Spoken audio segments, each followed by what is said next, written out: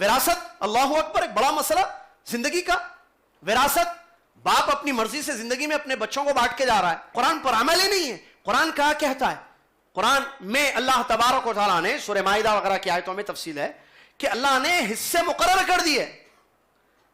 مرنے والے کی جو ورثہ ہوں گے وارث، ان کا کیا حق ہے، بیٹے کو کتنا، بیٹی کو کتنا، ابا کو کتنا، امی کو کتنا، بھائی کو کتنا، ساری چیزیں، بیوی، شوہر کو کتنا، مرنے والا شوہر ہے تو اس کی بیوی زندہ ہے تو بیوی کو کتنا ملے گا، ساری چیزیں موجود ہیں. اللہ نے بانٹ دیا ہے. اس کی تفسیر میں حدیث آئی ہے، نبی صلی اللہ علیہ وسلم فرمایا اللہ نے ہر صاحب حق کو اس کا حق دے دیا ہے، اب وارث کے لیے کوئی وصیت نہیں کی جائے گی.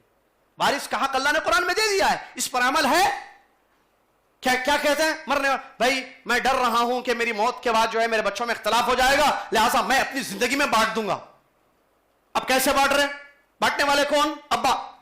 اللہ نے قرآن میں بانٹا ہے، اس پر عمل ہی نہیں ہے، نہ معلوم ہے یہ مسئلہ. اچھا ایسا ہے کیا بولتے لوگ؟ بولے تو ابا بانٹ رہا ہے. کیسے بانٹ رہا ہے؟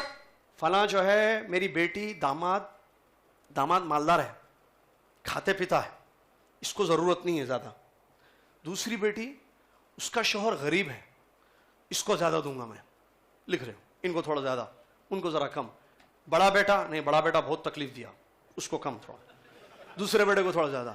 من مانی بھائی، اپنی حساب سے. نہیں تم کو کیا کمی ہے، تمہاری تو پوسٹ اچھی ہے، بزنس اچھا ہے، گلف میں ماشاءاللہ زبردست بزنس ہے، تم کو ضرورت نہیں ہے، کٹ یا تھوڑا دے دو تھوڑا سا. مذاق ہے یہ.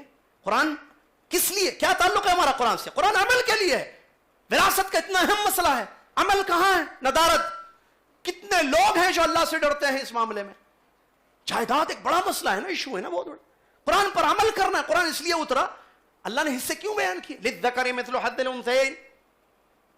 اور بیویوں کا حق سدس، ثلث، پڑھیے قرآن، ثلثین، نصف، ربع، ثمن، چوتھا حصہ، آٹھواں حصہ، آدھا حصہ، 2/3، 1/3. یہ سب کس لیے ہے بھائی؟ عمل کے لیے یا صرف پڑھنے کے لیے ہے؟ حالت تو یہ ہے اللہ اکبر، جیسا کہ عربی کے شاعر نے کہا وَإِن كُنْتَ تَعْلَمُ فَتِلْكَ مُصِيبَةٌ وَإِن كُنْتَ لَا تَعْلَمُ فَالْمُصِيبَةُ أَعْظَمُ. معلوم ہی نہیں ہمارا حال یہ ہے کہ اللہ نے کیا بیان کیا ہے قرآن میں.